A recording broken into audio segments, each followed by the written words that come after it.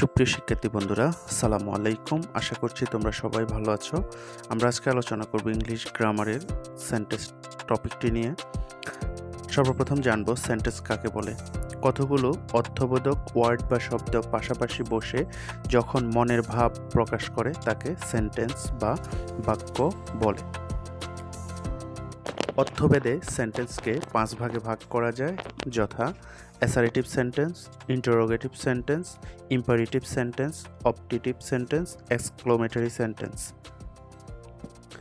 এখন জানবো আমরা অ্যাসারেটিভ সেন্টেন্স। যেই সেন্টেন্স দ্বারা বিবৃতি প্রদান করা বোঝায় তাকে অ্যাসারেটিভ সেন্টেন্স বলে। For example, I eat rice, we play football, he goes to school. Assertive sentence দুই প্রকার: অ্যাফার্মেটিভ সেন্টেন্স হ্যাঁ বোধক বাক্য, নেগেটিভ সেন্টেন্স না বোধক বাক্য। আই গো টু স্কুল এটি হচ্ছে অ্যাফার্মেটিভ সেন্টেন্স, আর I do not go to school এটি হলো নেগেটিভ সেন্টেন্স। ইন্টারোগেটিভ সেন্টেন্স যেই সেন্টেন্স দ্বারা কোনো প্রশ্ন জিজ্ঞেস করা বোঝায় তাকে ইন্টারোগেটিভ বা প্রশ্নবোধক বাক্য বলে। এই সেন্টেন্সের শেষে একটি প্রশ্নবোধক চিহ্ন বসে।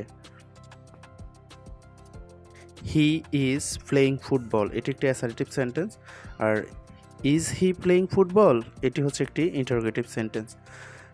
এরপরে যদি দেখি আমরা, আই ইট রাইস এটি একটি অ্যাসারেটিভ সেন্টেন্স, আর ডু আই ইট রাইস এটা হচ্ছে একটি ইন্টারোগেটিভ সেন্টেন্স। প্রত্যেকটি ইন্টারোগেটিভ সেন্টেন্সের শেষে একটি ইন্টারোগেটিভ মার্ক রয়েছে। সেন্টেন্সে যদি অক্সিলারি ভার্ব থাকে তবে ইন্টারোগেটিভ সেন্টেন্সের স্ট্রাকচারটি হবে auxiliary verb plus subject plus verb plus extension. যেমন, he was a student, was he a student? He is going to school, is he going to school?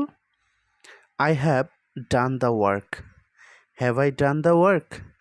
এখানে প্রত্যেকটি সেন্টেন্স যদি তোমরা লক্ষ্য করো তাহলে দেখতে পাবে এখানে যে অক্সিলারি ভার্ব রয়েছে, যেমন ওয়াজ, ইজ, হ্যাভ, এগুলো সেন্টেন্সের সামনে এসে এগুলোকে প্রশ্নবোধক বাক্যতে রূপান্তরিত করেছে। সেন্টেন্সে যদি অক্সিলারি ভার্ব না থাকে তবে ডু, ডাজ, ডিড ব্যবহার করে সেন্টেন্সকে ইন্টারোগেটিভ করতে হয়।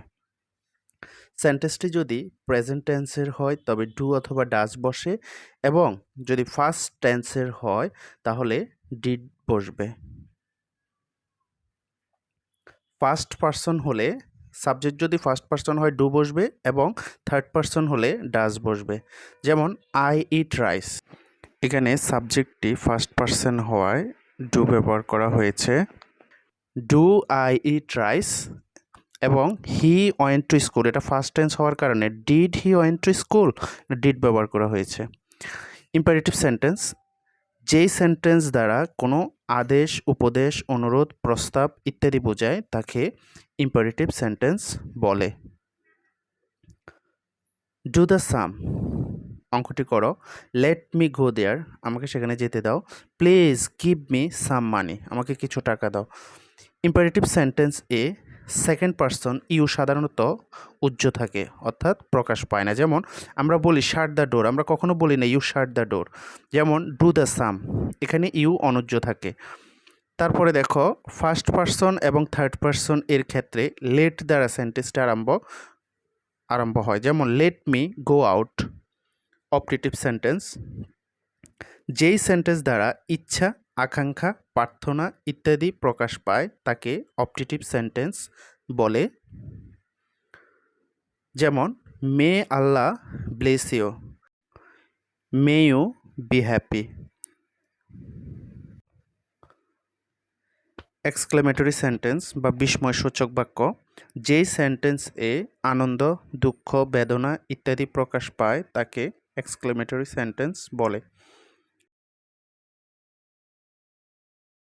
যেমন, হুররা we won the match, how beautiful the girl is.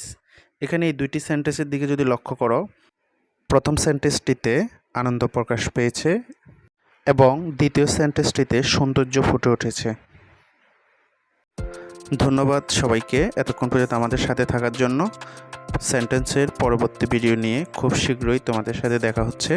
সেই প্রত্যাশা রেখে আজকের মতো এখানে বিদায় নিচ্ছি। সবাই ভালো থাকো, সুস্থ থাকো। আল্লাহ হাফেজ।